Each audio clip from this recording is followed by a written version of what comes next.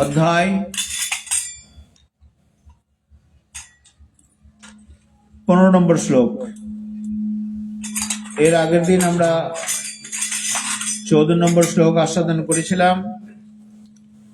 আগের দিনে শ্লোকে ভগবান তার প্রভাবযুক্ত বিভূতিগুলি বর্ণনা করেছিলেন, এটা আমরা আস্বাদন করেছি, এবং তার উপসংহার করতে গিয়ে সর্বপ্রকার জানার উপযুক্ত তত্ত্ব স্বয়ং এ কথা জানাচ্ছেন। তার বিভূতিগুলো বললেন, বলার পর 14 নম্বর শ্লোক পর্যন্ত এটা পুরুষোত্তম যোগ। এবার 15 নম্বরে তিনি স্বয়ং এর কথা বলছেন যে এই আমার বিভূতিগুলো জানার পর জীব যেন আমাকে তত্ত্ব তো জানে, উপযুক্ত তত্ত্ব, তার মানে ভগবান স্বয়ং এর তত্ত্ব তিনি জানাচ্ছেন।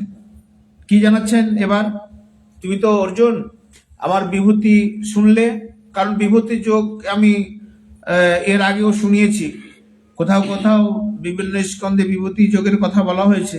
এখানেও এই বিভূতির কিছু বললেন, যে আমার সূর্যের যে তেজ সেটা আমারই তেজ, চাঁদের যে জ্যোৎস্না, যে স্নিগ্ধ জ্যোৎস্না, যেটা ঔষধিতে পুষ্টি করে, সেগুলো আমারই শক্তি জানবে। তোমার মধ্যে যে জীবনী শক্তি সেটা আমারই জানবে।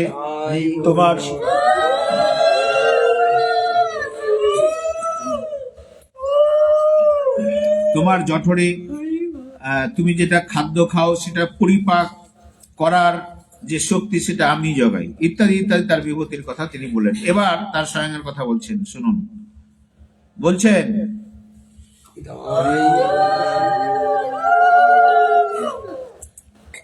সর্বস্ব চাহং হৃদয়ে সন্নিবিষ্ট মত্ত স্মৃতি জ্ঞানম অনঞ্চ দেবশ্চ সর্বৈরহমেব দেব বেদ বেদান্ত কৃত দবিবেব চাহম।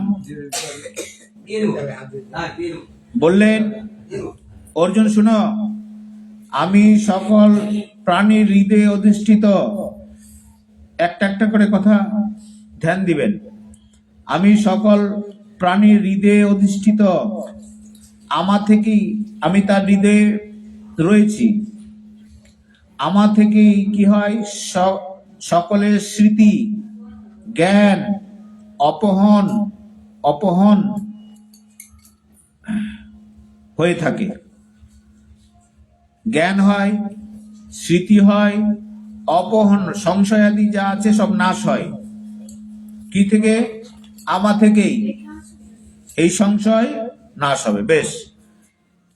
আর জানো, এই যে বেদ তত্ত্ব, তো বেদের কথা যে বলা হচ্ছে, এই বেদ কিন্তু কি বলে?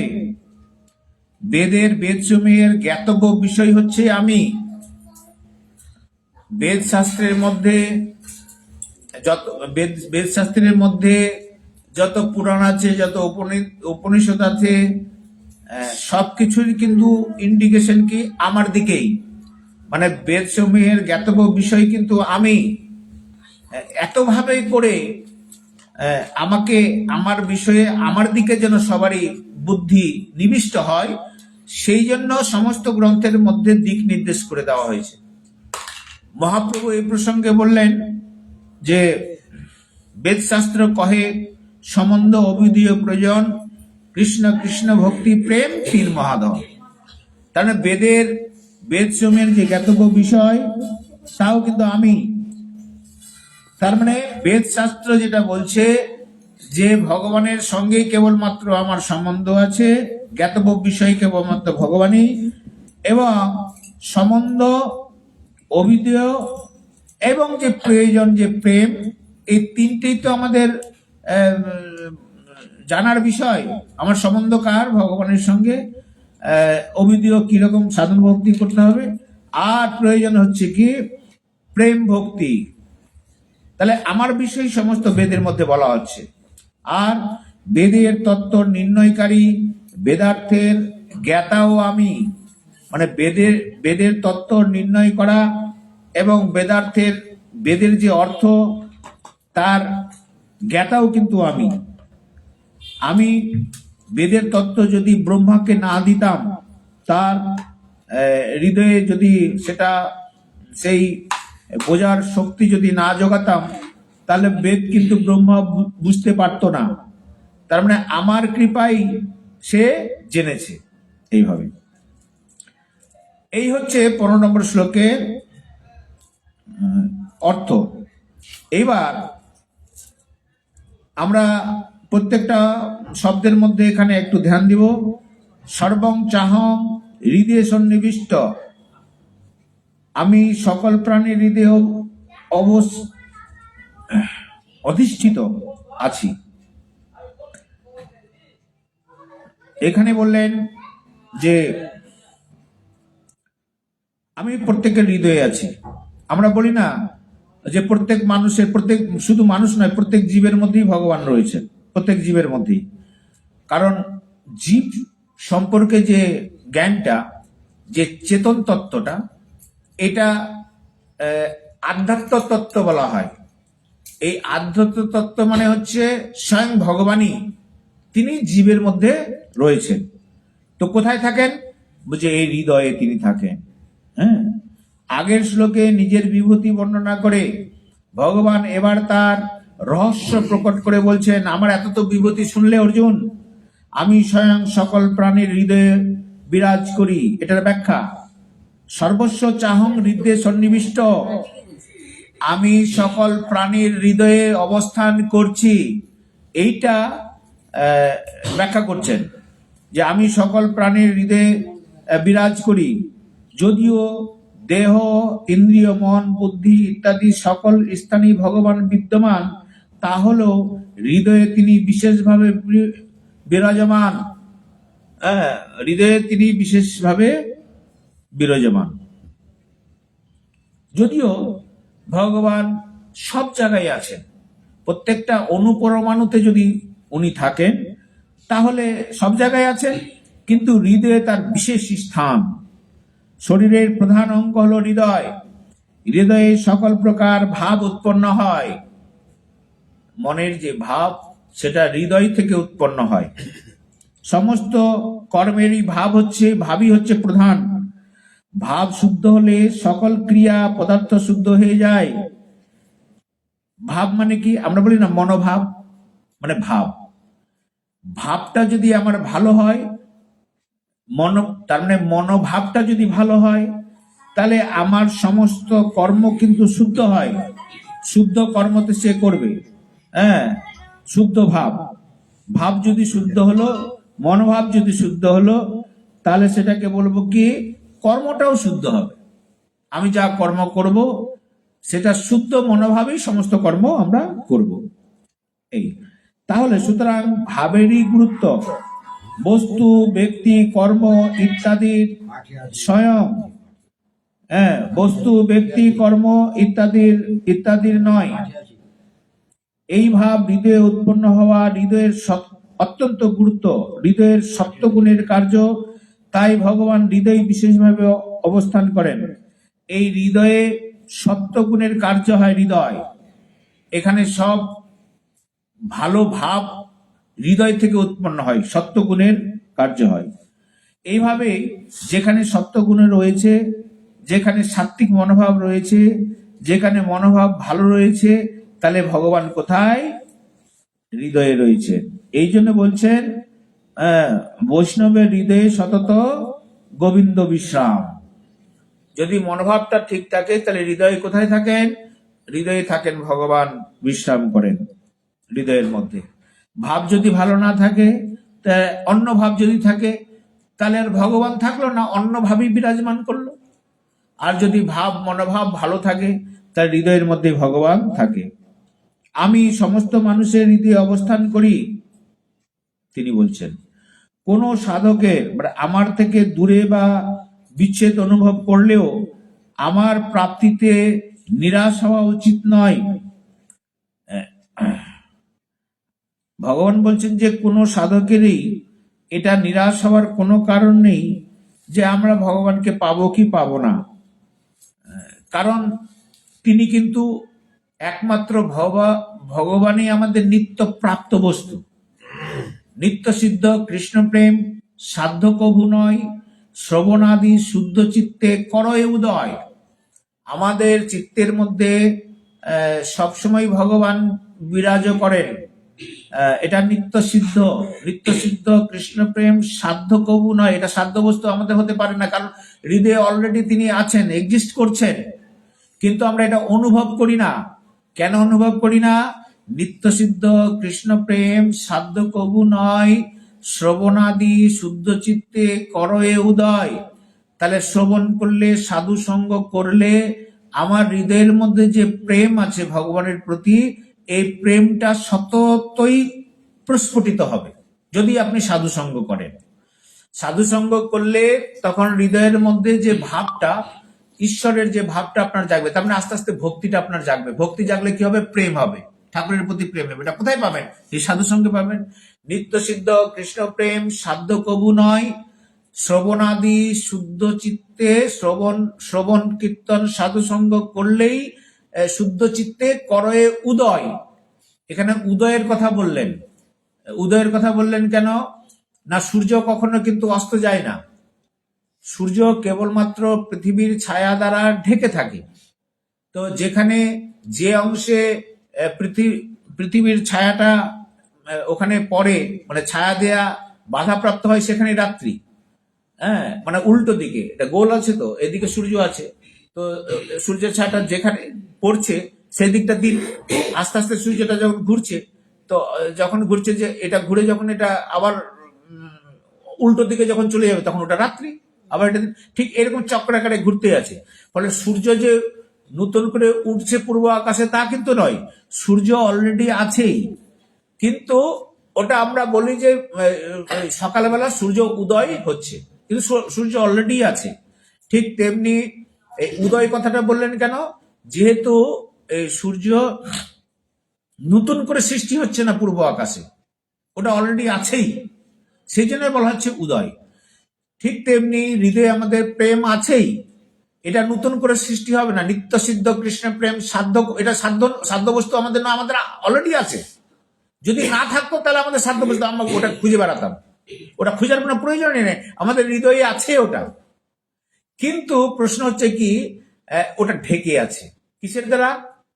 মায়ার দ্বারা, অজ্ঞানের দ্বারা, কামনা বাসনা দ্বারা ওটা ঢেকে আছে। মেঘ দ্বারা আচ্ছাদিত হয়ে আছে সূর্যটা বলে ওটা ঢেকে আছে। ওই মেঘটা সরে গেলেই ওটা উদয় হয়ে যাবে, আবার ওটা জাগরিত হবে। সাধু সঙ্গ করলে আবার ওটা জাগরিত হবে। সবারই মধ্যে প্রেম ভাবটাই থাকে।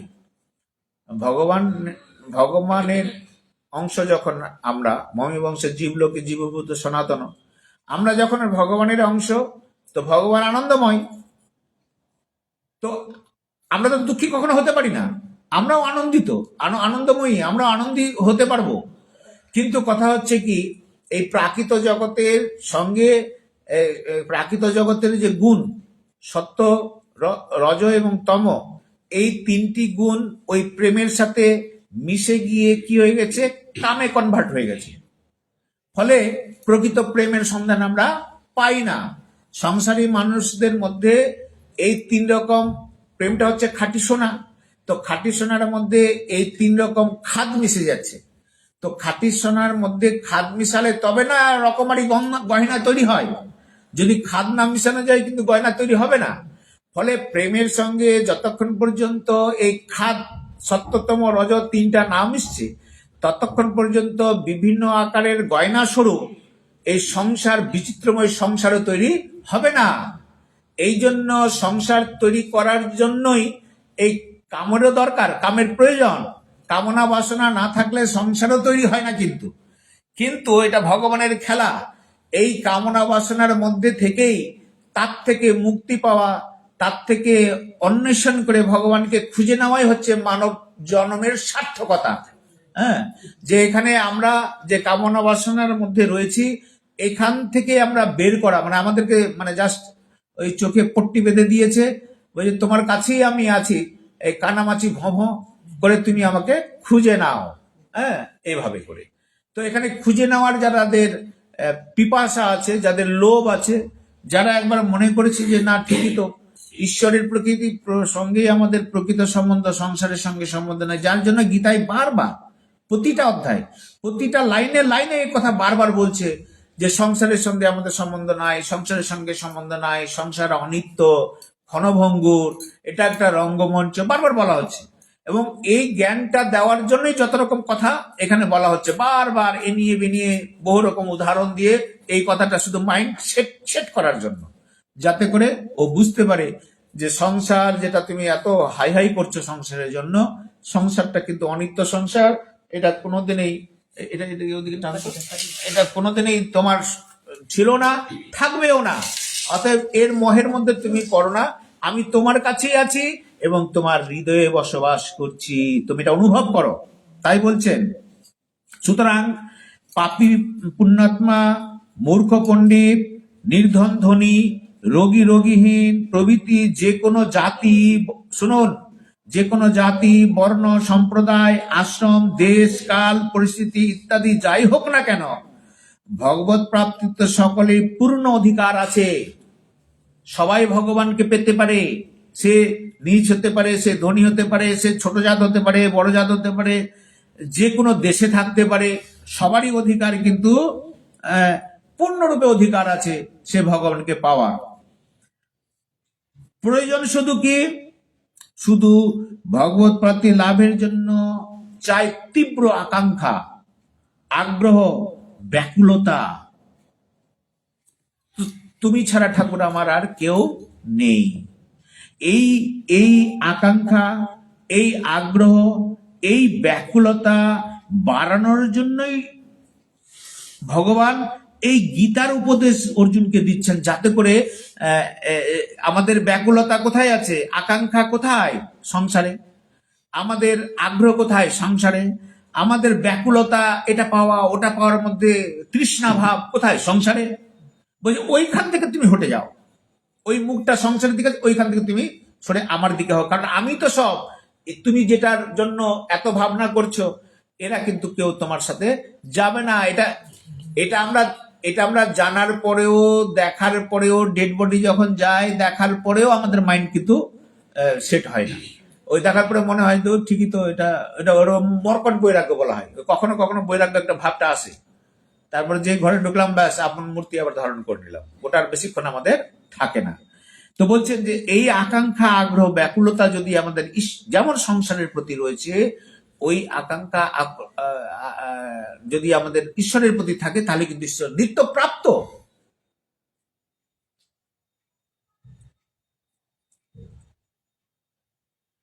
তুলসীদাস তার স্ত্রীর একটা কথার পরিপ্রেক্ষিতে ওনার টার্নিং পয়েন্ট চলে আসলো। বলছে স্ত্রীর প্রতি এতই লোভ, এই লোভটা যদি তোমার ঠাকুরের প্রতি হতো তাহলে তুমি ঈশ্বর প্রাপ্ত। ওই যে কথাটা একবার বললো না, বিল্লমঙ্গল ঠাকুরের কথা মনে আছে আপনাদের? হ্যাঁ, সে সেই বেশ্যা গৃহে যাচ্ছিল, হ্যাঁ, সে কত তখন তাকে বলল, সেই সাপের দড়ি দিয়ে প্রাচীর টপকে সে যাচ্ছে, এত তার আকাঙ্ক্ষা, এত তার কামনা। তো ওইখানে গিয়ে ও বলছে, ওই নষ্ট মেয়ে ছেলেটি বলছে যে তুমি, অদ্ভুত ব্যাপার তো, এই নিশীথ রাত্রে আর এইরকম একটা ডেড বডি কেউ মনে করেছে একটা কিছু পার হওয়ার জন্য, কিছু একটা একটা মৃত দেহটাকে সম্বল করে ওই নদী পার হয়ে ওই পারে একটা বিশাল প্রাচীর, সে সাপ ঝুলছিল, মৃত সাপ, তাকে ধরে ওই পারে গেছে। তখন ওই মেয়ে ছেলেটি বলছি, তোমার মানে মানে দেখে আশ্চর্য যে তোমার এতটা লোভ, এত কামনা বাসনা, এটা যদি তোমার ঈশ্বরের প্রতি থাকতো তাহলে তুমি ঈশ্বরকেই পেয়ে যেতাম। এই যে কথাটা তার বললো, ব্যাস তার মাইন্ড ঘুরে গেল ওখান থেকে। ঠিক তো, এইভাবে। তো এইরকম সাধু সঙ্গ করতে করতে কোন কথা কার মাইন্ডে যে কখন লাগবে বলা খুব মুশকিল, কিন্তু এই জন্য নিরন্তর সাধু সঙ্গ করতে হয়। এই যে সেটিং গুলো আমরা বহু রকম শুনছি, কিন্তু সেটিং হয় না। এবার শুনতে শুনতে শুনতে শুনতে যখন পুকুরে স্নান করার সময় সবসময় তো কানে জল ঢুকে না, কোনোদিন কানে জল ঢুকে যায়। তো এরকম যদি এই শুনতে শুনতে কানে জল, ঠাকুরের কৃপায়, সাধুগুরু বৈষ্ণবের কৃপায় যদি কানে একবার জলটা ঢুকেই গেল না, এই সাধু সঙ্গের কথা যদি ঢুকে গেল না, তাহলে কিন্তু এ আমাদের মানব জন্মের সার্থকতা এখানে। আর না হলে আবার এই দুঃখ কষ্টের সংসারে পুনরূপী জননম পুনরূপী মরণমে আমরা যাব। শুধু প্রয়োজন ভগবত প্রাপ্তির আকাঙ্ক্ষা। যদি এই তত্ত্বটা আমরা জেনে নিই, তাহলে আকাঙ্ক্ষাটা আমাদের বাড়বে যে না ঠিক তো, আমাদের একমাত্র ভগবানকে পাওয়ার জন্যই এই এই এই মানব জন্মটা, অন্য কোনো সার্থকতা নাই। ভোগের জন্য, ভোগের শরীর তো অনেক আছে, কুকুর শ্রীগাল থেকে শুয়োর থেকে আরম্ভ করে সবাই তো ভোগজনই। ওরা হরিভোজন করতে পারে কি? পারে না। হরিভোজন একমাত্র মানুষই করতে পারে। আমাদের জন্মটাই হরিভোজনের জন্য, কিন্তু আমরা পশুর মতো জীবনযাপন করছি, ভোগ করছি। তাহলে ভোগ যদি, তো পশুরাও করে। আপনি হালুয়া পুরি খেয়ে যতটা না তৃপ্ত পান, শুকর তার ওই বিষটা খেয়ে তো ওই ওই ওই ওই আনন্দই পায়। একটা বাঘ একটা কুকুর মাংস খেয়ে ওই আনন্দটাই পায়। আপনি যেটা ভালো খেয়ে সেই আনন্দই পায়। আপনি একদম খাটের মধ্যে শুয়ে সোনার পালঙ্কে শুয়ে যে সুখটা না পান, শুয়োর তার ড্রেনে ওই শুয়েই কিন্তু ওই সুখটাই পায়। ও খারাপ সুখ পায় না, খুব কষ্টে যাচ্ছে তা নয়। ওই রকম ভোগজনী মানব দেহটা একমাত্র গোবিন্দ ভজনের জন্য। এটা যদি আমরা ছলে বলে কৌশলে এটাকে যদি কাজে লাগাতে পারি আমরা, তা আমাদের জীবনের একটা সার্থকতা। না হলে পশুর সঙ্গে আমাদের আর কোনো পার্থক্য থাকে না। তাই বলছেন এই ব্যাকুলতা এমন তীব্র হওয়া চাই যাতে ভগবত প্রাপ্তি না হওয়া পর্যন্ত নিশ্চিন্ত না থাকা যায়। যতক্ষণ পর্যন্ত ভগবত প্রাপ্তি না হয় ততক্ষণ পর্যন্ত যেন আমরা নিশ্চিত না থাকতে পারি। তাহলে দেখুন ওইখানে এই অর্চনা, ওখানে একটা আসন আছে, ওই ওইটার পাতা আছে তো, আসনটা ওর মধ্যে পেতে দে না, আসনটা পেতে দে, তবুও কিছুটাই হবে। যাকে জয় রাধে। তাহলে বলছেন এই ভগবত প্রাপ্তি না হওয়া পর্যন্ত নিশ্চিত থাকা যায় না। ভগবত প্রাপ্তি না পর্যন্ত আরেকটা জিনিস জেনে রাখুন,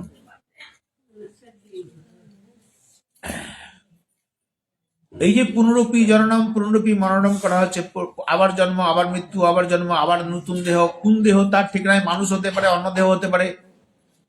তো এটা এই গতাগতি 84 লক্ষ জনিতে চলবে যতক্ষণ পর্যন্ত ভগবত প্রাপ্তি না হয়, ততক্ষণ পর্যন্ত আমাদের এই যাওয়া আসা চলতেই থাকবে। এটা মাইন্ডে সেট করে নিন। ভগবত প্রাপ্তি যতক্ষণ পর্যন্ত না হয় ততক্ষণ পর্যন্ত এই জন্ম মরণ চলবেই। আর জন্ম মরণ যদি চলতে থাকে দুঃখ কষ্টও চলবে, এর থেকে নিস্তার নাই। একমাত্র নিস্তার হচ্ছে যতক্ষণ পর্যন্ত আপনি ভগবত প্রাপ্তি না হচ্ছে ততক্ষণ পর্যন্ত এই দুঃখ থেকে নিবৃত্তির কোনো রাস্তা নেই। এখন প্রশ্ন হচ্ছে, শুনুন, পরমাত্মা সর্বব্যাপী সর্বত্র সমানভাবে পরিপূর্ণ হলেও হৃদয়ে তার প্রাপ্তি স্থান হয়। তার প্রাপ্তি স্থান কোথায়? হৃদয়ে। ভালো অনুভব হলে, মনোভাব হৃদয়ে যদি ভালো হয়, সৎকর্ম যদি আপনি করেন, তাহলে আপনার হৃদয়ে সতত বিশ্রাম, গোবিন্দ সতত বিশ্রাম তিনি করবেন। আবর্জনা আছে, কামনা বাসনায় ভর্তি আছে, জায়গা নাই, ফিল আপ হয়ে আছে। ভগবান যে বসবে ওখানে বসার কোনো জায়গা নাই। তো বলছেন সমানভাবে পরিপূর্ণ সব জায়গায় হৃদয়ে একমাত্র প্রাপ্তি স্থান। ওইখানে ভগবানকে অনুভব করার হৃদয়ে একমাত্র জায়গা, কিন্তু অন্য জায়গা কিন্তু নেই। যেমন গাভীর সমস্ত দেহে দুগ্ধ পরিব্যাপ্ত হলেও একমাত্র তার স্তনে থেকেই দুগ্ধ পাওয়া যায়।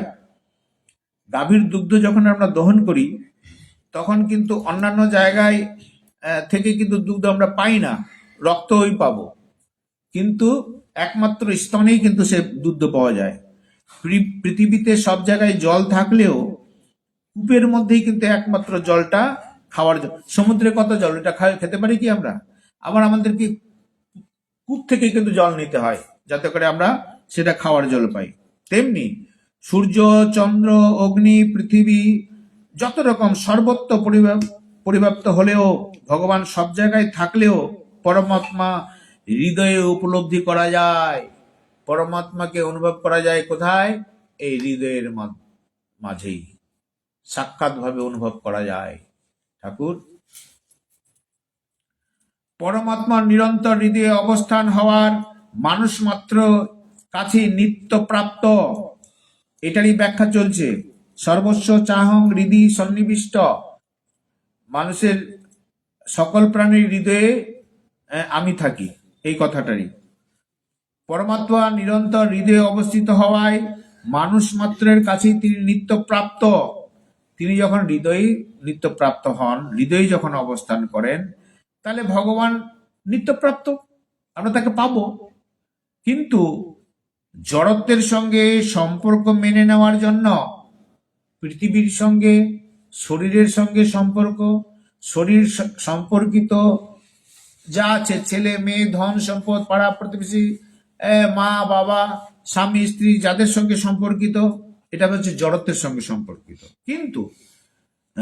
কিন্তু জগতের সঙ্গে সম্পর্ক মেনে নেওয়ার জন্য জড়ত্বের দিকেই দৃষ্টি থাকায় নিত্যপ্রাপ্ত প্রাপ্ত পরমাত্মা অপ্রাপ্ত বলে প্রতীতমান হয়। যেটা নিত্যপ্রাপ্ত সেটা অপ্রাপ্ত হয়েছে, দূরে চলে যাচ্ছে, কারণ প্রকৃত সম্পর্ক তার এই সংসারের সঙ্গে হওয়াতে ভগবানকে আমরা আর খুঁজে পাই না, অনুভব করতে পারি না, তার প্রাপ্তি অনুভব হয় না। জড়ত্বের সঙ্গে সর্বতভাবে সম্বন্ধ বিচ্ছেদ হলে তবেই সর্বত্র বিদ্যমান নিত্যপ্রাপ্ত পরমাত্মা তত্ত্ব শত অনুভূত হয়। তাহলে জড়ত্বের সঙ্গে সম্বন্ধ বিচ্ছেদ যতক্ষণ পর্যন্ত না হয়, ঈশ্বর তত্ত্ব অনুভব কখনোই হবে না। এই জন্য বলছেন, গীতার জ্ঞানটা না হওয়া পর্যন্ত আপনি যত সাধন ভোজন করে যান না কেন, কারণ এর পরে রয়েছে প্রেমের সন্ধানে আমরা সাধ্য বস্তু। তো প্রেমের অনেকগুলো ভাগ রয়েছে, মান, প্রণয়, ভাব, মহাভাব, এই বহু উঁচু মার্গের কথা। ভিতটাই যদি ঠিক না থাকলো, তাহলে ওই জায়গায় তত্তর করে এগোনো যাবে না। ভিতটা যদি ঠিক না থাকে, এই জন্য আমার গুরুদেব যখন বলতেন, তখন এই গীতার কথাই বলতেন, যে এটা হচ্ছে, জানিস, এটা হচ্ছে ভিত, এটাতে পা দিয়ে এগোতে হয়। এই সিঁড়ি ধাপ যেমন আছে, তেমনি এই গীতাটা হচ্ছে প্রথম ধাপ। এই জড়ত্বের সঙ্গে সম্পর্ক যতক্ষণ পর্যন্ত বিচ্ছেদ না হয়, ততক্ষণ পর্যন্ত শুদ্ধ ভক্তিতে যাওয়া যাবে না। আমরা যতই মালা তিলক করি না কেন, যতই বৃন্দাবন ঘুরে আসি না কেন, ওটা ঘোরাই হবে, কিন্তু প্রকৃতপক্ষে ওই জায়গায় যাওয়া যাবে না। কখন না, এই তত্ত্বটাকে হৃদয়ঙ্গম যতক্ষণ পর্যন্ত না হয় ততক্ষণ। এই জন্য আমরা নিশ্চয়ই ঘুরতে যাব, সাধু সঙ্গ করব, ওখানে যারা বড় বড় নিষ্কিঞ্চন বৈষ্ণব আছে তাদের সংস্পর্শে যাব, শুধু তো এটার জন্যই তো, যে আমার মতিগতি যেন গোবিন্দ চরণের দিকে যায়, এই জন্যই তো যাওয়া। পিকনিক করার জন্য, খাওয়ার জন্য, ঘোরাফেরার জন্য নয়। আমাদের তত্ত্বটা হবে এরকম, ভাবটা থাকবে এরকম, যেন এই জগতের সঙ্গে যতক্ষণ পর্যন্ত এই সর্বতভাবে বিচ্ছেদ না হয়, ততক্ষণ পর্যন্ত ভগবানের অনুভব হবে না। শুদ্ধ ভক্তিতে আমরা, শুদ্ধ ভক্তি, রাগানুরাগ ভক্তি বলুন, রাগাত্মিকা ভক্তি বলুন, আর আমরা রাগানুরাগ ভক্তি বলি, যাই বলি না, রূঢ় ভাব বলি, ব্রজগোপীদের ভাব বলি, ওই ভাবগুলো অনেক উঁচু। সেখানে কি, ওখানে প্রথমেই এই সংসারটাকে ছেদন করে দেওয়া হয়েছে। এই যে পুরুষোত্তম যোগে যে বৃক্ষের কথা বলা হলো, সংসার রূপ বৃক্ষ, এর মূলটা যতক্ষণ পর্যন্ত না কেটে দেওয়া যায়, ততক্ষণ পর্যন্ত আমরা সেই জায়গায় যেতে পারবো না। তো এটা কাটবে কি করে? একমাত্র এই জ্ঞানের, এই যে জ্ঞান, তত্ত্বজ্ঞান হলে, এই জ্ঞানটাকে বলা হচ্ছে খর্গ। এই জ্ঞানের খর্গ দ্বারা এই সংসারের মূলটাকে কাটতে হবে। তার মানে সংসার তত্ত্বটা হৃদয়ঙ্গম করতে হবে। হৃদয়ঙ্গম করাটাই হচ্ছে মূলটা ছেদন করে দেওয়া।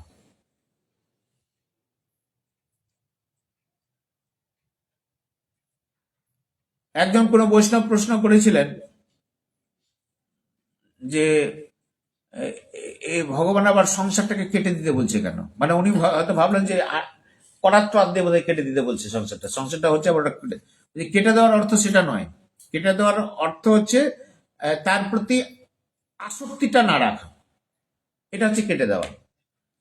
আসক্তি না রাখাই হচ্ছে সংসার বৃক্ষকে কেটে দেওয়া, সমূলে বিনাশ। তো আসক্তি না থাকাটা কি এই জ্ঞান, তত্ত্বজ্ঞান। তো জ্ঞান যখনই হবে, এই জ্ঞানের খড়গটাই হচ্ছে করাত। এটা দিয়েই এই সংসার বৃক্ষকে কাটতে হবে। পরমাত্মা প্রাপ্তির জন্য যে সৎকর্ম, সৎচর্যা এবং সৎ চিন্তা করা হয়, তা জড়তের সম্বন্ধ থাকেই। আমরা যা কিছু করি, কারণ আমরা যা কিছু করি পরমাত্মা প্রাপ্তির জন্য, সৎকর্ম, সৎচর্যা যা কিছু করি, কারণ জড়ত্বের স্থূল, সূক্ষ্ম এবং কারণ শরীরে আশ্রয় গ্রহণ না করে এগুলি কখনোই সম্ভব নয়। আমরা জড়ত্বকে আশ্রয় করেই ভগবানকে প্রাপ্ত করার আমরা চেষ্টা করি। প্রকৃতপক্ষে এসবের সার্থক হল জড়তের সঙ্গে সম্পর্ক বিচ্ছেদ করানোতেই। কিন্তু জড়ীয় জগতের সঙ্গে সম্পর্ক রেখে যদি আমরা সাধন ভজন করি, তাহলে আমরা এগোতে পারবো না। তাহলে জড়ীয় জগতের সঙ্গে সম্পর্কটা বিচ্ছেদ করেই যদি আমরা এগোই, তাহলে ভজনে আমরা এগিয়ে যেতে পারবো, নাহলে কিন্তু এগোতে পারবো না। জড়ত্বের সঙ্গে সম্পর্ক তখনই বিচ্ছেদ হয় যখন এই সব সৎকর্ম, সৎচর্যা, সৎচিন্তা শুধুমাত্র জগতের হিতার্থে করা হয়, নিজের জন্য নয়। তো আমরা যখন নিজের জন্য সৎকর্ম করব, সৎচর্চা যাই করব, তাহলে এটা জড়ত্বের আকর্ষণ থেকেই যায়। তো এই জড়ত্বের সঙ্গে আকর্ষণটা ত্যাগ করার একমাত্র ফর্মুলা হলো যে আপনি অপরের জন্য সমস্ত কিছু কর্ম করবেন, নিজের জন্য নয়। এটা আপনার পরিবারের ক্ষেত্রেও হবে, সমাজের ক্ষেত্রেও হবে, দেশের ক্ষেত্রেও হবে। যা করবেন, সৎকর্ম, সৎচর্চা, সৎচিন্তা যা কিছু করবেন, কিসের জন্য? শুধুমাত্র জগতের হিতার্থের জন্য, নিজের জন্য নয়। প্রথমত আমি যা কর্ম করব সেটা আমার পরিবারের জন্যই আমি করব।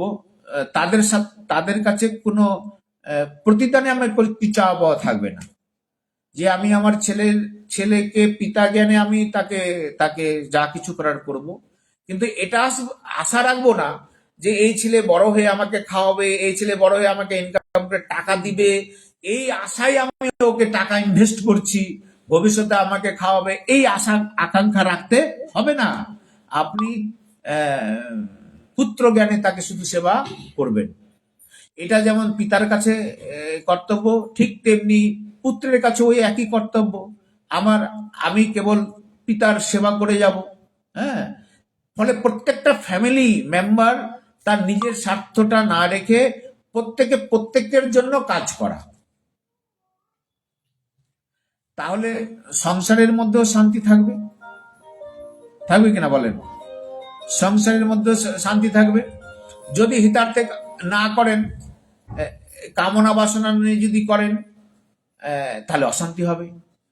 আপনার স্বামী যদি আপনার ইচ্ছা পূরণ না করে, তাহলে স্বামীর সাথে ঝগড়া লাগবে, স্বাভাবিক কথা, ফর্মুলার কথা। ছেলে যদি আপনার স্বার্থ পূরণ না করে, তাহলে ছেলে আপনার শত্রু হবে। ছেলে তো শত্রু দূরের কথা, বাবা শত্রু হয়ে যাচ্ছে। এটা বাস্তব কথা, আমাদের এই সংসারে আমরা দেখতে পাই যে ছেলে যদি পিতার স্বার্থ পূরণ না করে, তাহলে ছেলে শত্রু হয়ে যায়। আবার যদি পূরণ না করে, তখন আবার কি হয়?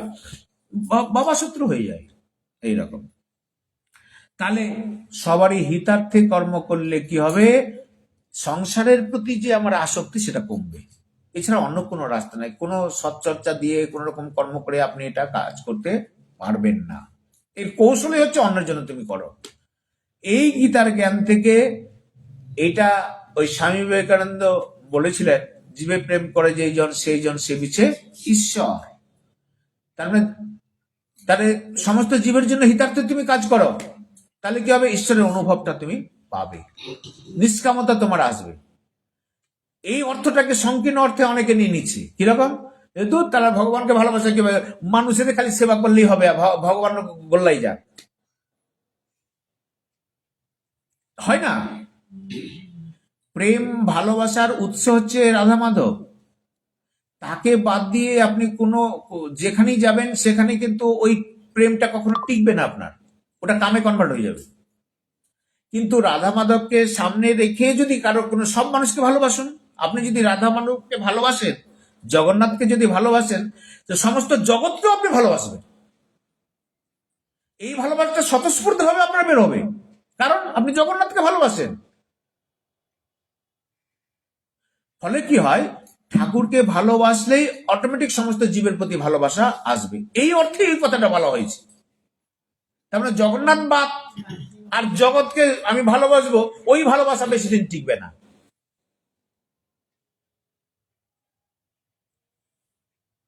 সব টাকা তখন পকেটে চলে আসবে। যত রকম উন্নয়নের কাজ হচ্ছিল, বলছে আমি তো দেশের নেতা, সবারই আমি হিতার্থে আমি কাজ করছি ভালোর জন্য। ওটা কতদিন? 5 বছরের জন্য থাকছে। তো তো প্রথম বছর থেকে না খুব ভালো কাজ করলো, তবে দ্বিতীয় বছর যখন দেখছে আরে কোটি কোটি টাকা আসছে, তাতে 1 কোটি টাকা রেখেই দিই না কেন? হ্যাঁ, ওর সাথে অনেক সাঙ্গপাঙ্গ থাকে, বুঝলেন না, অনেকগুলো ইয়ে থাকে। তো ও যদি সৎ কর্মও করে, তো এই কিছু কন্ট্রাক্টর আছে, ইয়ে আছে, নেন না 10,000 টাকা নেন, 20,000 টাকা নেন, 20 লাখ টাকা নেন, এত কোটি টাকা হচ্ছে, 20 লাখ টাকা রাখেন না, এটা রাখেন না। আপনার কি এই যে লোভে বশবর্তী হয়ে বাস, ও তখন যে মনোভাবটা ছিল জনসাধারণের সেবা করা, এই কামনার পাল্লাই পড়ে সে আর বেশি দিন আর টিকতে পারে না, শেয়ার করতে পারে না। তখন ও কি হয়ে যায়, ব্যাস সব টাকা লুটে পুটে খেলো, রাস্তা দেখা গেল 2 মাসে আর সব গিটি পিটি উড়ে সব শেষ। ও রাস্তার কাজ আর ভালো হলো না। এই কাম টিকতে পারে না কখনো। অতএব ঈশ্বর জ্ঞান, এই আধ্যাত্ম জ্ঞান যদি না থাকে কাউরে, এই প্রেম কখনো হতে পারে না, হবে না কখনো। এটা ছল কপট। হ্যাঁ, এই জন্য ঈশ্বরের প্রেম যদি হয়, তাহলে মানবের প্রেমটা সার্থকতা থাকে। ঈশ্বর প্রেম যদি না হয়, মানুষের প্রেম সার্থকতা নাই, হবে না, থাকবে না, থাকতে পারে না কখনো। কারণ প্রেমের উৎস এই জগন্নাথ থেকে, জগতের নাথ রাধা মাধব থেকে প্রেমের উৎস। তাকে যদি ওই তারটাই যদি কেটে দিলাম, তাহলে আর বাল্ব জ্বলবে কি? তারটা মাঝখানে যদি কাটা থাকে, বাল্বই জ্বলবে না। প্রেমের বাল্ব কিন্তু জ্বলবে না। আপনি যে সাহায্য করতে চান সেটা আর কোনোদিন জ্বলবে না। তাই বলছেন, শুধুমাত্র জগতের হিতার্থের জন্য, নিজের জন্য নয়, কোনো বিশেষ সাধনা, গুণ, যোগ্যতা, লক্ষণ ইত্যাদি অর্জন করলে তবে পরমাত্মার প্রাপ্তি হয়, এই ধারণা অত্যন্ত ভুল। বিশেষ কোনো যোগ্যতা জন্য যে আমি পাবো, বিশেষ কোনো লক্ষণের জন্য আমি পাবো, তা কিন্তু নয়। কোনো মূল্য দিয়ে কোনো বস্তু পাওয়া যায়, তাহলে ওই বস্তু থেকে ওই যে মূল্যটা দিলেন, ওই মূল্যটার উপরে গুরুত্বটা বেশি হয়ে যায়। তাহলে সাধনার দ্বারা আমি ভগবানকে পেয়েছি, তাহলে সাধনাটাই বড় হয়ে যায়, ভগবান ছোট হয়ে যায়, সেটার গুরুত্ব থাকে না। সেই জন্য বলছেন এই অহংবোধ যেন না থাকে, কেবলমাত্র ঈশ্বর প্রাপ্তির যেন আমাদের সূক্ষ্মভাবে ভাবও যেন আমাদের মধ্যে না থাকে। কেবলমাত্র ভগবত প্রাপ্তির জন্য সমস্ত কিছু সৎকর্ম অন্যের জন্য করা। এই জন্যই তো বলা হচ্ছে প্রেমের পরিভাষাটাই বলা হচ্ছে আত্ম ইন্দ্রিয় প্রীতি ইচ্ছা তারে বলি কাম, কৃষ্ণ ইন্দ্রিয় প্রীতি ইচ্ছা ধরে প্রেম নাম। ভগবানের সন্তুষ্টির জন্য যা কর্ম করা হয় তাকে হচ্ছে প্রেম। আর ভগবানের সমস্ত জীবের কাছেই আছে। তাহলে সবারই হিতার্থে যদি আমি কর্ম করতে পারি, প্রেমটাকে ঠিক রেখে, গোবিন্দের প্রতি প্রেমটাকে ঠিক রাখে, তাহলে ওই প্রেমটা চিরস্থায়ী হবে, দীর্ঘস্থায়ী হবে এবং ফলপ্রসূ হবে। সাংসারিক বস্তু যেমন কর্ম দ্বারা পাওয়া যায়, পরমাত্মাকে সেই রকম কর্ম দ্বারা পাওয়া যায় না। কারণ পরমাত্মা প্রাপ্তি কোনো কর্মের ফল নয়। প্রত্যেক কর্মেরই উৎপত্তি হয়, অহংবোধ থাকে, আর পরমাত্মা প্রাপ্তির অহংভাব দূর হলে হয়। কোনো কর্মের দ্বারাই ভগবানকে পাওয়া যায় না, কারণ কর্মের মধ্যে অহংকার ভাব থাকে। আর ঠিক বিপরীত হচ্ছে যে ভগবানকে প্রাপ্ত হলে অহংভাবটা দূর যতক্ষণ পর্যন্ত না হয়, তাহলে ভগবান প্রাপ্তি হয় না। কারণ অহংবোধ হলো কর্ম কৃত বা কর্ম, আর পরমাত্মা প্রাপ্তি হলো কৃতরহিত, মানে অহং রহিত। অহংকার আসলেই কর্ম হয়, অহংকার ভাব না আসলেই কর্মরহিত হয়। তাহলে এই কর্মটাকে বলা হয় রজগুণ সম্পন্ন। ব্রহ্মা যে এই সৃষ্টিকার্য করলেন, এই সেটাও কিন্তু এই কর্ম অহংভাবের দ্বারা, রজগুণের দ্বারা তিনি এই কর্ম করলেন। আর পরমাত্মা প্রাপ্তি হলেন কি এই কর্মরহিত, তার কর্মের সঙ্গে কোনো সম্পর্ক নেই, মানে অহংভাব রহিত। অহংভাব না হলে কোনো কর্ম হয় না, আর অহংভাব ত্যাগ হলেই একমাত্র ভগবানকে পাওয়া যায়, একদম নিরহংকার যাকে বলা হয়। এই জড়ত্বের আশ্রয় ত্যাগ করলে তাহলে কি হয়, তাৎপর্য হলো এই, শুনে রাখুন প্রত্যেকটা কথা, খুব ধ্যান দিয়ে শুনবেন। তাৎপর্য হলো এই, পরমাত্মা তত্ত্ব প্রাপ্তি মন বুদ্ধি ইন্দ্রিয় ইত্যাদি জড় পদার্থের সাহায্য হয় না, তাহলে কি হয়, বরং জড়ত্বের আশ্রয় ত্যাগ করলে তবে হয়। আপনি যে মনে করবেন যে আমি এই ভাগবত কথা শুনলি ভগবত প্রাপ্তি হবে, তা কিন্তু নয়।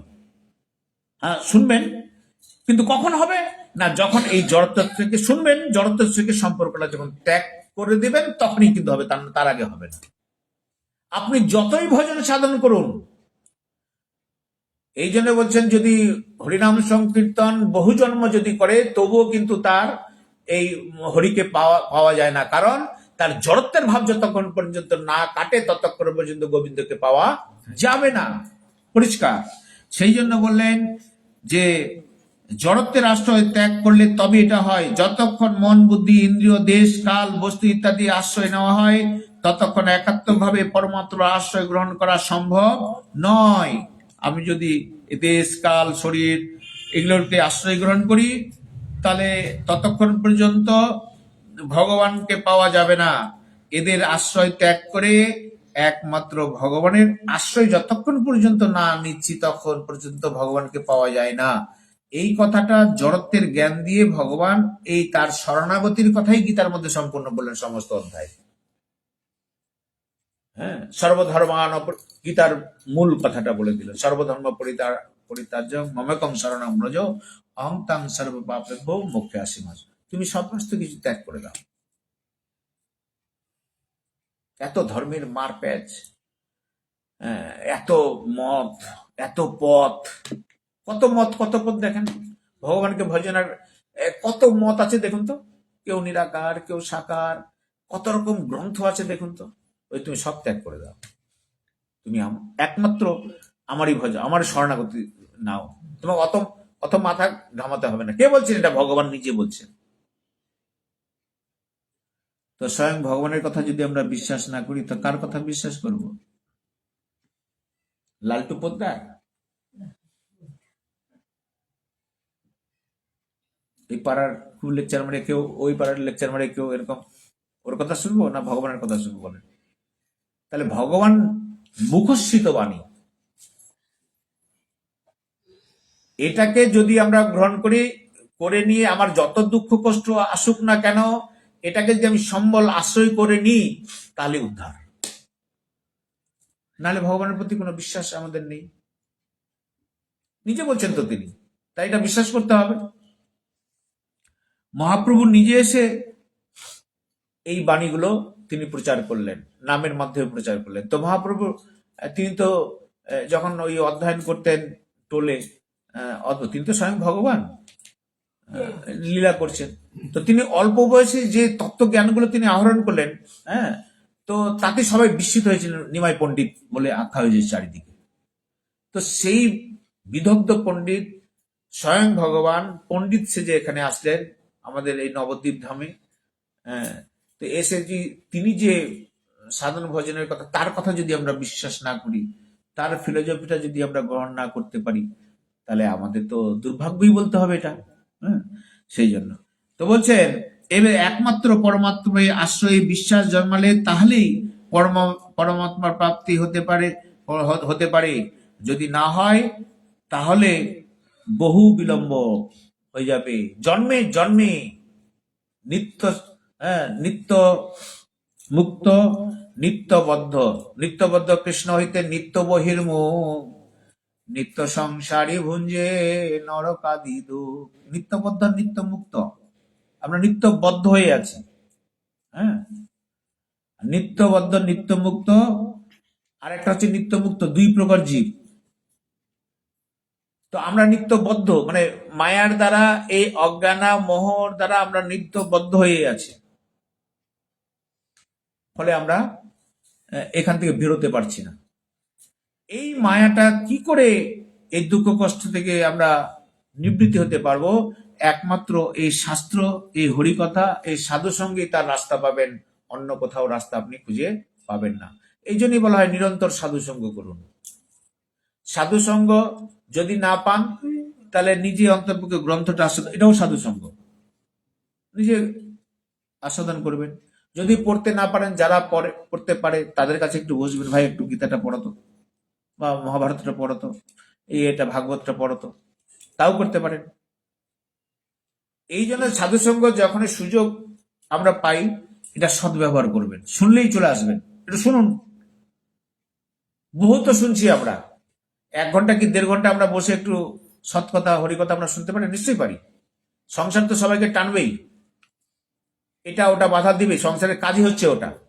তো ওইগুলোকে বাদ দিয়ে আমাদেরকে এখানে এই হরিকথা, এই সাধু সঙ্গে আসা উচিত, তবে এই জ্ঞান পাবেন। নাহলে এই জ্ঞান গঙ্গা কোথাও নাই, একমাত্র শাস্ত্রে এই ব্যাসপীঠই আছে। হ্যাঁ, কোথাও এটা পাবেন না। সেই জন্য এই দুর্লভ এই সময়টাতে দেখুন, এখানে কত লোক আছে। আমি তো সবাই থেকে বলি দিই, সব প্রচারই করি, কিন্তু আমরা এই 10-15 দিন যা আছি এটাই আসি, প্রতিদিনই আসি, আমরা বসি। সবারই ভাগ্যে হয় না, তো হবে না, আসবে না। ওই রামকৃষ্ণ পরমহংসদেব বলছিলেন না একটা কথা, উদাহরণ দিয়ে, ওনার কতগুলো ছোট ছোট কথাগুলো খুব সুন্দর, দারুণ। এক ভক্ত প্রকার বলছে যে এরকম ভক্ত সবাই আসবে না তো এখানে, কিরকম আছে জানিস? তো বলছে, শোন, এই পৃথিবীর 3 রকম লোক আছে। হ্যাঁ, কিরকম? বলছে, শোন, ওই ছাকা জাল দেখেছিস? ছাকা জাল মানে পুকুরের এক পার থেকে জালটা নিয়ে গিয়ে আরেক দিকে নিয়ে চলে যায়, 2 দিকে ধরে, আর যত মাছ আছে একদম সবটিকে ধরে নেয়। কিন্তু দেখেছেন ওরকম আপনারা? হ্যাঁ, এই দাদারা বাংলাদেশে দেখেছে পুকুরে মাছ ধরতে।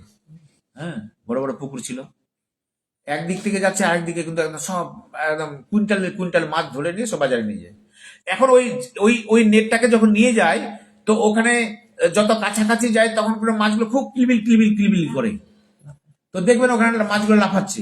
তো কিছু কিছু মাছ দেখবেন যে 2-1টা মাছ ওই নেটটাকে চাট করে পার হয়ে যাচ্ছে একদম, খুব বেশি না, কিন্তু 1-2। আর অধিকাংশ আরো কিছু বেশি সংখ্যক মাছ ওইখানেই লাভ দিচ্ছে, কিন্তু নেটটাকে পার হচ্ছে না। হয়তো ওর ভুল হয়ে যাচ্ছে, এদিক থেকে ওদিক লাফাচ্ছে, এদিক থেকে ওদিক লাফাচ্ছে, কিন্তু নেটটাকে পার করতে পারছে না। খুব অল্প পরিমাণের মাছ হয়তো নেটটাকে পার করে যাচ্ছে, তার থেকে বেশি পরিমাণের মাছ ওখানেই লাফাচ্ছে, কিন্তু পারছে না। আর তার থেকে সব থেকে বেশি পরিমাণের মাছগুলো ওর ভিতরেই গদগদ গদগদ করছে, ওরা আর কোনো চেষ্টাই করে না। তো ওই রকম 3 রকম মানুষ হচ্ছে আমরা এই পৃথিবীতে, বুঝলেন না? তো এই একরকম মানুষ হচ্ছে যে ওই নেটটা পার হয়ে চলে যাচ্ছে। এরকম সাধু সন্ত যারা যারা নিষ্কিঞ্চর বৈষ্ণব, যাদের সান্নিধ্যে আমরা বৃন্দাবনে কখনো কখনো পেয়েছি, হ্যাঁ, তো তারা হচ্ছেন সিদ্ধ পুরুষ। তারা ওই নেটটাকে পার করে যাচ্ছে। এরকম মানুষ, সিদ্ধ পুরুষের সংখ্যা কটা? 2-1টা। আর এই ওরকম এক প্রকার মানুষ সংখ্যা খুবই কম। আর এই আমরা হচ্ছি এরকম একটা মানুষ যে আমরা লাফালাফি করছি, কিন্তু পার হতে পারছি না। আমরা সাধু সঙ্গ করছি, এখানে বসছি, বৃন্দাবনে যাচ্ছি, কখনো কেউ পুরীতে যাচ্ছেন, সবকিছু করছি, কিন্তু দড়ি পার হতে পারছি না। তো এরকম সংখ্যা এর থেকে বেশি। হ্যাঁ, তো আমরা দড়ি কিন্তু পার হতে পারছি না, চেষ্টা চালিয়ে যাচ্ছি। এই এরকম সংখ্যা হচ্ছে আমরা। এই যে 15-20 জন আমরা আসছি, ধরে নিন এটাই, এতটা পাড়া, এতগুলো লোক, এরা হচ্ছে এটা। আর বাকি অধিকাংশই লোক, ওই যে অধিকাংশই মাছগুলো গদগদ করছিল সবাই ওখানে। হ্যাঁ, ওরা জানে না যে এখনই এদেরকে ধরে নিয়ে গিয়ে আর ওই মাছ হাঁটিতে গিয়ে ওদের গর্দনটি কাটবে, এই সেন্স তো নাই, এদের জ্ঞান নাই তো। ওরা ওইরকমই আছে। তো এরকম এদেরকে বলেন, সবটি লোককে বলে দেন, ওগুলো শুনে কি হবে? মরতে তো হবেই একদিন। সবাই মরছে, আমরাও মরছি, ওটা হায় কেন? মিছামিছি ঠান্ডার মধ্যে রোজ সকালবেলা ভোরবেলা কীর্তন করা, আর এই ঠান্ডার মধ্যে আবার আর এক বাড়িতে যাওয়া, এগুলো করার কি দরকার? আমরা এখন আছি খুব ভালোই আছে। তো ওরা হাসুকে আছে, তো ওরা হচ্ছে এরকম সব অধিকাংশ, যেরকম মাছ ছিল ওইটি, এরকম অধিকাংশ মানুষ ওরকম। আর কিছু কিছু লাফালাফি করছে, দড়ি পার হতে পারছে না, ওটা হচ্ছে আমরা। আর যারা দড়ি পার হয়ে গেছে তারা হচ্ছে এইরকম মানুষ, সব রকম গুলো আছে। কোনো বিস্তৃত ঘটনা কোনো কারণে পুনরায় মনে পড়াকে বলা, এইবার বলছেন শুনুন। তাহলে এতক্ষণ আমরা আস্বাদন করলাম সর্বস্ব চাহং হৃদয় সন্নিবিষ্ট মত্ত, বলছেন যে একমাত্র হৃদয়ে ভগবান আছেন, এই সম্পর্কে আসবে। আরেকটা একটা কথা বলেন, দারুণ ইম্পর্টেন্ট কথা, যে মত্ত স্মৃতি জ্ঞানমপহম চ, বলছেন স্মৃতি জ্ঞান এবং অপহন মানে সংশয়াদি দোষের নাশ আমি করে থাকি। মানে স্মৃতি হয়, জ্ঞান হয়, আর সংশয় আত্মা হয় না, এটা করবো না ওটা করব, এই সংশয় আত্মাটাকেও আমি কেটে দিই। তাহলে স্মৃতি হয়, জ্ঞান হয় কার দ্বারা? আমার দ্বারা। আর সংশয় আত্মাটাও নাশ হয় আমার দ্বারাই। এই কাজ আমি করি। তাহলে স্মৃতি কাকে বলে? বলছে কোনো বিস্তৃত ঘটনা কোনো কারণে পুনরায় যদি মনে পড়ে, তাহলে সেটাকে বলছে স্মৃতি। নষ্ট মোহ স্মৃতি লব্ধা। অর্জুন 18 অধ্যায়ে ভগবান শ্রীকৃষ্ণকে বললেন, 18 অধ্যায়ে গীতা শোনার পর বললেন, নষ্ট মোহ স্মৃতি লব্ধা, প্রভু আমি যেন স্মৃতি খুঁজে পেয়েছি। তো স্মৃতি কাকে? পুরনো জিনিস যেটা মনে নেই, পুরনো জিনিস যেটা জেগে আসে, সেটাকে বলে স্মৃতি। আর চিন্তা কাকে বলে? কারেন্ট জিনিস, এই এখন এখন যেটা চলছে প্রবাহমান, এটা চিন্তা করছি, ওটা সংকল্প বিকল্প মনের মধ্যে যেটা উঠছে, সেটাকে বলা চিন্তা। এটা করবো, এটা করবো না, এটা করবো না, এটা করবো না, এই মনের মধ্যে সবসময় কিন্তু চলতে থাকে, মন কিন্তু কখনো বসে নাই। সংকল্প, এটাকে বলা হয় সংকল্প বিকল্প। এই তাহলে এই যে চিন্তাটা আর একটা স্মৃতি, তাহলে স্মৃতিটাই আমি জাগিয়ে দিই। তার মানে যদি কেউ আমার শরণাগতি নয়, তাহলে কোন স্মৃতি, কোন স্মৃতি, কোনটা হারিয়ে যাওয়া? বলছে আমি যা ছিলাম, আমার স্মৃতিটা ফিরে পাবো। তার মানে এই জ্ঞানটাও আমি দিব, আর তুমি তোমার প্রকৃত স্বরূপটার স্মৃতিটা তোমার জেগে উঠবে। অর্জুন বললেন যে নষ্ট আমি স্মৃতি খুঁজে পেয়েছি, ওটা হারিয়ে গেছিল। কি হারিয়ে গেছিল? প্রকৃত জ্ঞানটা। আমি যেন তত্ত্বটা বুঝতে পারলাম যে প্রকৃতপক্ষে আমি সংসারে নয়, প্রভু আমি তোমার। এবার আপনি যা বলবেন আমি তাই শুনবো। আমি নিমিত্ত, আপনি যা বলবেন তাই আমি করব। এবার আমি যুদ্ধ করতে চাইছিলাম না, আমার কুটুম স্বজন সব আত্মীয় স্বজনকে মারবো, আমার পাপ হবে, হ্যাঁ, আমি ভিক্ষান্ন করবো, ইত্যাদি কত রকম ডায়লগ অর্জুন মারলো। এখন বলছে যে না, এবার আপনি যা বলবেন আমি তাই শুনবো। আমার সামনে গুরুদেব, আমার পিতৃব্য যদি চলে আসে, আমি তবু তাকে মারবো। এটা কি করে সম্ভব হলো? এই মোহ যখন না আসলো, তার স্মৃতি জেগে আসলো, মানে তার ঘুম ভেঙে গেল। হ্যাঁ, তো এইরকম আমরা এইরকম স্মৃতি যদি আমাদের জেগে ওঠে, কে বলছে স্মৃতি জাগানোর বুদ্ধিটা আমি করে দিই। যদি কেউ একবার আমার একই স্টেপ আমার দিকে আসে, তো আমি তার দিকে 2 স্টেপ যাই, ভগবান বলছেন। হ্যাঁ, যে আমার কথা চিন্তা করে আমি তার দিকে চলে যাই। তাহলে আপনি আসুন তো, কাতর ভাবে নিবেদন করুন তো ঠাকুরের কাছে, ঠাকুর নিশ্চয়ই আপনাকে কৃপা করবেন। এই আত্মবিশ্বাস আপনি রাখুন, কারণ ওনার হচ্ছে এটা প্রতিজ্ঞা, নমে ভক্ত প্রণশ্রুতি, আমার ভক্ত কখনো নিধন হয় না, নিঃস্ব হয় না, নষ্ট হয় না। অর্জুন, হ্যাঁ, যে আমার শরণাগতি নেয় আমি তাকে রক্ষা করবই করব। এইভাবে কোন বিস্তৃত কথা, এটাকে বলা হয় স্মৃতি। তো স্মৃতি তার জেগে উঠেছে, ঠিক তেমনি আমরা হয়ে গেছি বিস্মৃতি। অর্জুন যেমন বিস্মৃতি হয়েছিল, স্মৃতি যোগ ছিল কিসে? জ্ঞানের দ্বারা। ঠিক তেমনি আমরাও বিস্মৃতি হয়ে আছি অজ্ঞানের দ্বারা। এই তত্ত্ব জ্ঞান হয়ে গেলে আমরা জেগে উঠব। স্বপ্নে যখন আমরা দেখি, ঘুমিয়ে ঘুমিয়ে বহু রকম দেখি, তাই না?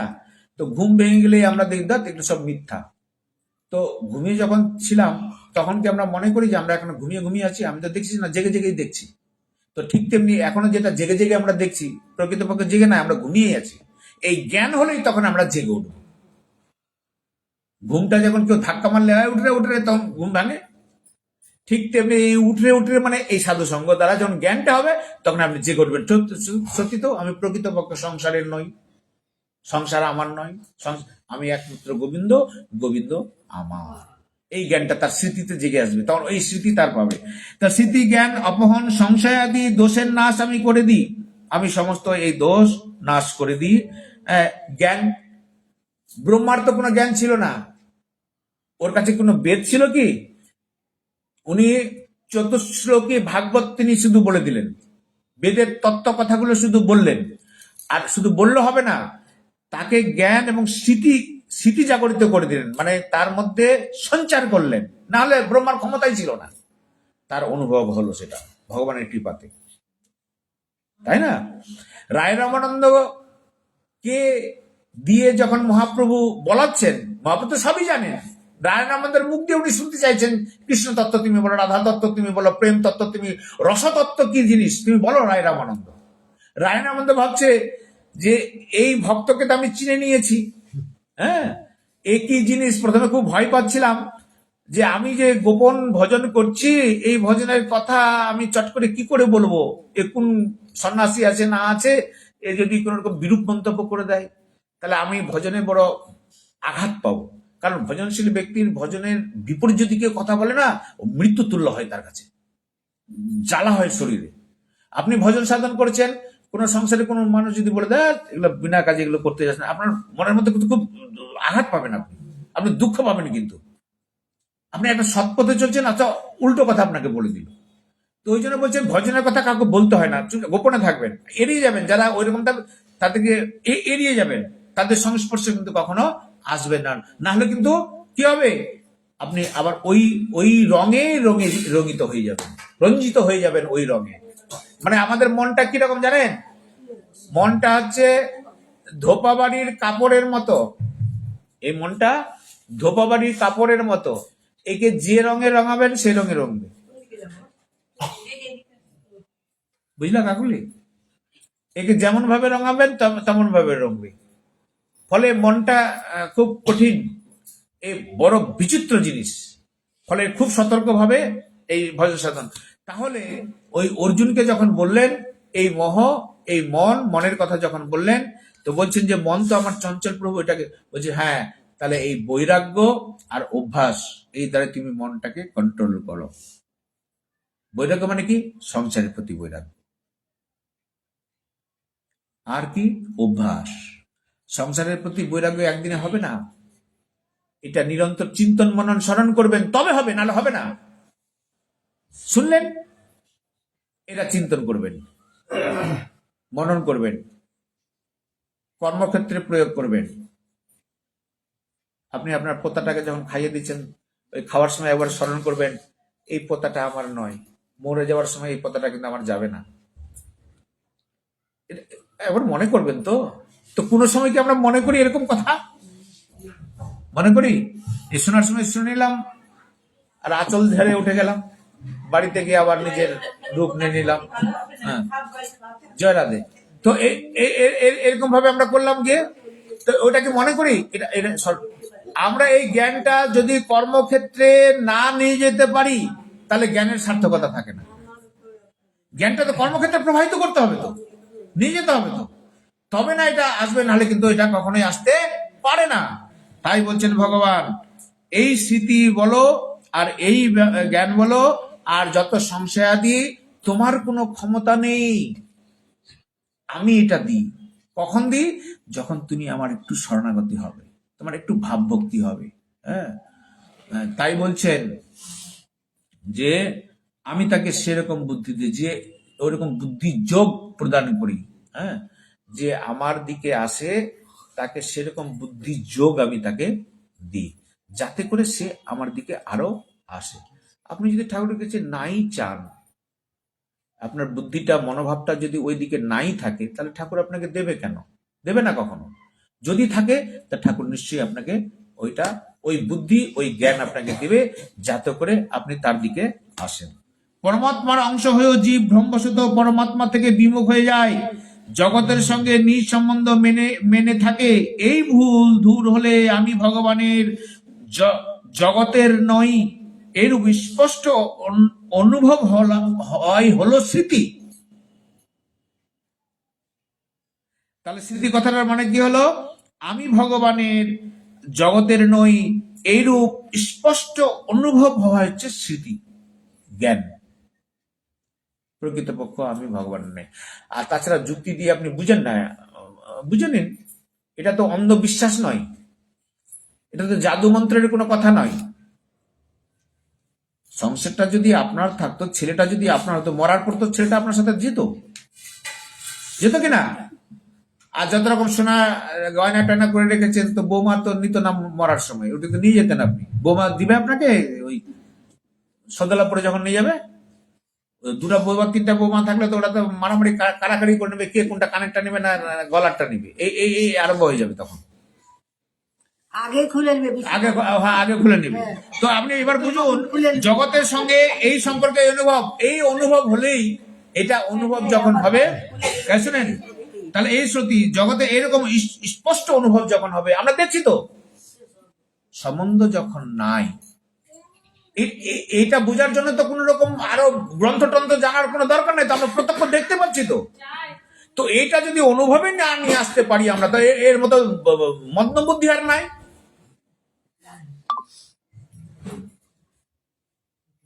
এটাকে যদি অনুভবে না জীবনের ক্ষেত্রে প্রযোজ্য না করতে না, সত্যি তো এটা কথাটা ঠিক, একটু চিন্তন করবেন, মনন করবেন, স্মরণ করবেন, তাহলে এই জায়গাটা দৃঢ়তার সঙ্গে থাকতে পারবেন।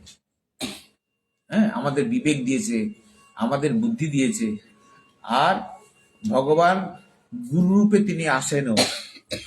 আপনি দেখবেন, পরীক্ষা করে এটা দেখবেন, আপনি যদি একবার মনে করেন যে আমি সাধুর সঙ্গে সদ্গুরুর সংস্পর্শে, এটা যদি মনে করেন, ঠিক কোনো না কোনো ভাবে গুরু কিন্তু আপনার কাছে আসবেই, কারো মাধ্যমে গুরু, ওই কৃষ্ণই গুরু রূপে আসবে, আপনাকে কৃপা করবেন। গুরু যদি করেন কৃপা, কোনো ভাগ্যবানী, হ্যাঁ, গুরু অন্তর্যামী রূপে শিখাই আপনি, তিনি অন্তর্যামী রূপে আপনাকে শেখাবে, গুরু রূপেই ভগবান তিনি আসবেন। আমি ভগবানের জগতের নয় এই স্পষ্ট অনুভব হওয়াই হলো স্মৃতি। এইটাই যদি হয়ে যায়, তাহলে আমরা বলবো এই স্মৃতি হয়েছে। কর্মযোগ, জ্ঞানযোগ ইত্যাদি যাই বলুন না কেন, ভক্তিযোগ, এই তিনটি স্বাভাবিকভাবে বর্তমান। জীব অনাদিকাল থেকে এটি বিস্তৃত হয়ে গেছে। একবার এটি স্মৃতি জাগরিত হলে আর বিস্তৃত হয় না, কারণ স্মৃতি জাগ্রত হয় স্বয়ংে। তাহলে স্মৃতিটা কোথায় হয় জানেন? একবার যদি স্মৃতি খুঁজে পান, এটা কিন্তু আর যাবে না। কেন যাবে না? স্মৃতিটা কোথায় হয়? স্মৃতিটা হয় স্বয়ংে, আমির মধ্যে, শরীরের মধ্যে নয়। স্মৃতিটা জাগৃত হয় কোথায়? আমি, আত্মার মধ্যে স্মৃতি। তাহলে ওইখানে যদি স্মৃতিটা জাগৃত হয়, তাহলে ওটার কখনো যায় না। বুদ্ধিতে যে অলৌকিক স্মৃতি হয় তা নষ্ট হতেও পারে, কিন্তু স্বয়ংে যে স্মৃতি হয় এটা কখনো নষ্ট হয় না। বুদ্ধিতে যদি আসে সেটা নষ্ট হয়ে যেতে পারে, কিন্তু স্বয়ং যখন হৃদয়ে দিয়ে অনুভব করব, হৃদয়ে তো ভগবান আছেন, তাকে দিয়ে যখন আমি এটা অনুভব করব না সত্যি তো, তখন এই স্মৃতি আর কোনোদিন যাবে না। এইভাবে জ্ঞান, লৌকিক পরমাত্মা যত জ্ঞান আছে তা সবই জ্ঞান স্বরূপ পরমাত্মার আভাস মাত্র। জ্ঞানের অভাব আছে নাকি?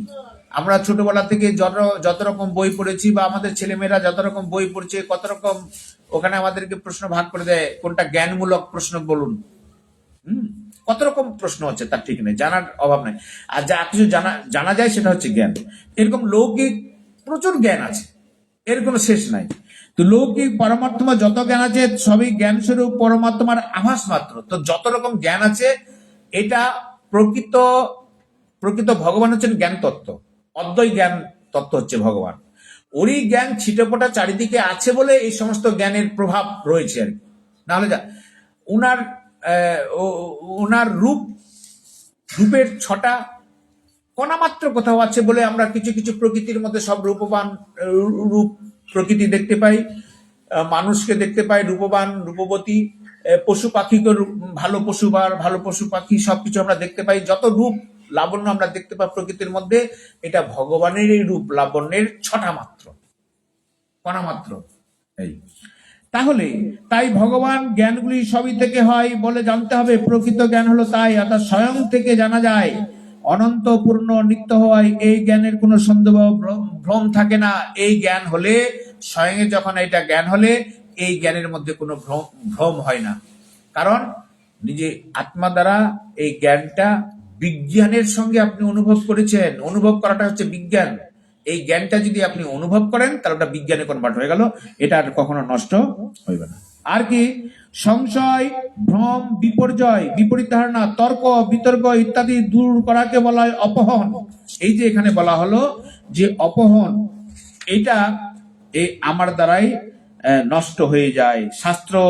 শাস্ত্রাদি বাক্য সত্য না অসত্য, ভগবানকে কে দেখেছেন, জগতই সত্য ইত্যাদি যে সংশয় ভ্রম, তা ভগবানের কৃপাতেই দূর হয়। অর্জুনকে বলছেন তুমি এই সংশয় আত্মা দূর করো। তোমার সংশয় আত্মা যতদিন আছে, তুমি না এ ঘাটকা না ও ঘাটকা, তুমি আমার শরণাগতি নিলে এই সংশয় তোমার দূর হয়ে যাবে। আমরা তো সংশয়ের মধ্যেই রয়েছে সবসময়, এটা করবো না ওটা করবো, কোনটা ভালো কোনটা মন্দ ইত্যাদি সংশয়ের মধ্যে। ইত্যাদি যে সংশয় ভ্রম, তা ভগবান কৃপাতে দূর। সংসারী পদার্থটিতে নিজের হিত মনে করা, সেগুলি প্রাপ্তিতে সুখী হওয়া, প্রতি মুহূর্তে বিনাশশীল প্রাপ্ত জগৎকে অস্তিত্ব সম্পন্ন মনে করা ইত্যাদি বিপরীত ভাব ভগবানের কৃপাতেই দূর হয়, তার কৃপাতেই দূর হয়। এই সাধন ভজন নিজের সামর্থ্য বলে হয় না, কিন্তু এটা কখনো অহংকার রাখবেন না। ভগবানকে জানা একমাত্র ভগবানের কৃপাতেই হয়। আলোকে দেখা একমাত্র আলোর সাহায্যেই হয়, আলোকে ছাড়া কিন্তু আমরা দেখতে পাই না। তাহলে ভগবানকে দেখা বা তার দিকে যাওয়া তার কৃপাতেই হবে। আমার নিজস্ব কোনো অহংকার হলেই কিন্তু আপনি কর্মের মধ্যে জড়িয়ে পড়লেন, আমার কিছু নাই ইত্যাদি, এই ভাব দূর হবে। এইবার এই স্মৃতিকে জাগরতি করা যদি না হয় তাহলে এটা বিস্মৃতি হয়। আর আর যদি জেনে নেওয়া হয় তাহলে এটাকে বলা হয় প্রকৃত জ্ঞান। কোন বিষয়ে জানাকে বলা হয় জ্ঞান। লৌকিক পরমার্থী যত জ্ঞান আছে তা সবই জ্ঞান স্বরূপ, এটা হচ্ছে জ্ঞান স্বরূপ। বেশ, এটা জানলাম। তারপরে বলছেন সর্ববেদের সার, এটা বলেই আমরা আজকে সমাপ্ত করব। বলছেন সব বেদের মধ্যে এখানে সর্বই কথাটি বলা হচ্ছে, সমস্ত শাস্ত্র যত কিছু বলা হচ্ছে তার জ্ঞাতব্য বিষয় হচ্ছে আমি। ভগবান এখানে কথাটি স্পষ্ট করে জানিয়েছেন যে বেদের প্রকৃত তাৎপর্য হলো তাকে প্রাপ্তি করানো। সমস্ত গ্রন্থের মধ্যে মূল কথা হচ্ছে ভগবানকে পাওয়া, এছাড়া অন্য কিছু আছে কি?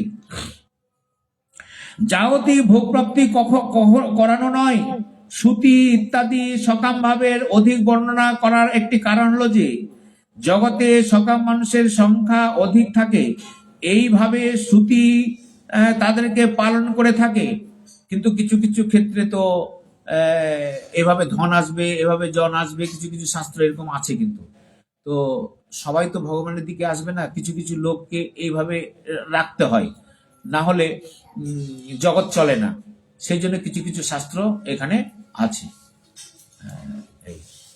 মদ খাওয়া খারাপ হলেও মদের লাইসেন্স আমরা দিই, যদি না দিই তাহলে সমাজ ঠিক থাকে না, এরা আরো চুরি ডাকাতি করবে বেশি করে। তো তোরা মদ খেয়ে এখানে উল্লে পড়ে থাক, ওটাই ভালো।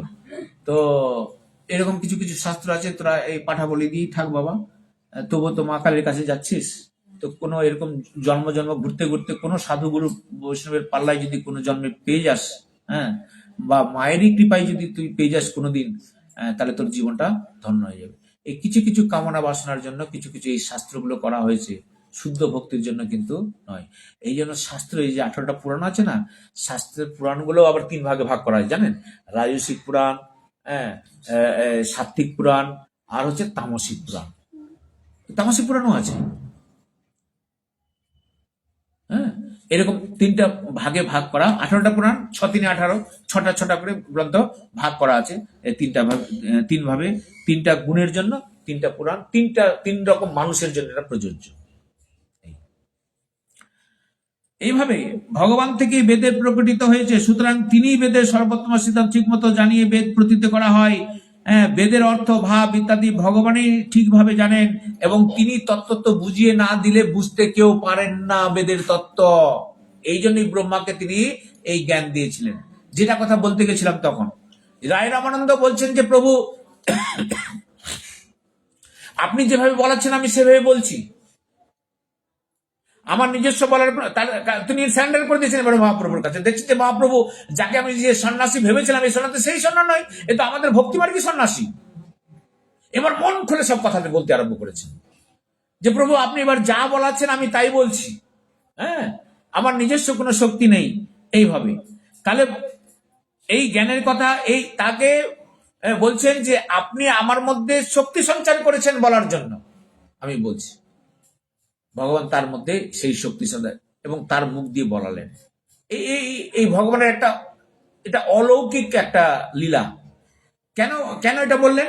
মানে ভক্তের মুখ দিয়ে শুনলে সবাই একটা বিশ্বাস করবে, কারণ মহাপ্রভু যে ভজনের ধারাটা এটা অত্যন্ত গোপনীয় ভজন দ্বারা, এটা বিলুপ্ত প্রাপ্ত ভজন, তো এটা ছিল না, কোনো যুগেও ছিল না। কিন্তু এই ভজনের ধারাটা খুব গোপনে গোপনে এই রাধা কৃষ্ণর পরকীয়া প্রেম আর এই যে আপনার পরকীয়া তত্ত্ব, প্রেমিকা এই তত্ত্বটা সবাই নিতে পারেনি, তো সবাই নেয় না, ফলে এটা খুব গোপনীয় তত্ত্ব। কারণ যারা আমরা তো কামনা বাসনে থাকি, ফলে ওই তত্ত্বটার দিকে আমরা যেতেই পারবো না, আমাদের বুদ্ধি কাজ করবে না ওখানে। কারণ প্রাকৃত সমস্ত তত্ত্বগুলো যদি যতক্ষণ পর্যন্ত না যায়, তাহলে ওই অপ্রাকৃত প্রেমের দিকে আমরা ঢুকতেই পারবো না। তো সেই গুণে তো ওই জায়গাটাতে আমাদের যোগ্যতাই হয়নি, ফলে ওটা খুব যারা যারা যোগ্য হয়েছেন, যারা সাধন ভজন করে সমস্ত হৃদয়কে একদম কর্মনাশ করে দিয়েছেন, তারাই ওই ভজন খুব গোপনে সংরক্ষণ করে রেখেছেন। তাদের মুখ দিয়ে মহাপ্রভু বলাচ্ছেন যাতে করে মানুষ বিশ্বাস করে যে আমি যে তোমাদেরকে ভজন ধারাটা দিয়েছি এটা আমার কথা নয়, এই দেখো অনেকে এই ভজনটা করছে, তাহলে মানুষ বিশ্বাস করতে পারবে। এই মানুষ বিচিত্র, ভগবানকে বিশ্বাস করে না। মা সীতাকে পর্যন্ত বলল যে এটা রাবণের ঘরে ছিল, তো এটা ঠিক না। রামচন্দ্র দেখলেন যে এদের মনোভাব ঠিক করেছেন, তাহলে অগ্নি পরীক্ষা করা হোক। মা সীতাকে আবার অগ্নি পরীক্ষা করবে নাকি? হ্যাঁ, এই মানুষের দোষ। দেখুন এদের কিরকম বুদ্ধি। মহাপ্রভু এই ভক্তের মুখ দিয়ে বলালেন। ভগবান শ্রীকৃষ্ণ তো গ্রন্থের মধ্যেই বলতে পারেন, অর্জুনকে সামনে রেখে তার উপদেশটা দিচ্ছেন যে তুমি প্রতিজ্ঞা করে বলতে পারো আমার ভক্তের কোন, কেন আপনি তো বলতে পারেন আমি বলছি আমার ভক্তের, তিনি বলছেন না তো, তুমি প্রতিজ্ঞা করে বলো। কারণ ভক্তের প্রতিজ্ঞাটাই তিনি রক্ষা করেন, নিজের প্রতিজ্ঞা তিনি রক্ষা করেন না। এটা অদ্ভুত ব্যাপার। তিনি অস্ত্র ধরবেন না, উনি নিজে প্রতিজ্ঞা করেছিলেন। এবার পিতামা ভীষ্ম মনে মনে ঠিক করেছে তোমাকে আমি অস্ত্র ধরাবই। এখন ওই পিতামা ভীষ্মের অন্তর্নিহিত কথাটা রক্ষা করার জন্যই, ওই ভক্তের কথা রক্ষা করার জন্য শেষ পর্যন্ত তিনি অস্ত্র ধরতে বাধ্য হলেন, নিজের প্রতিজ্ঞা জলাঞ্জলি দিতে।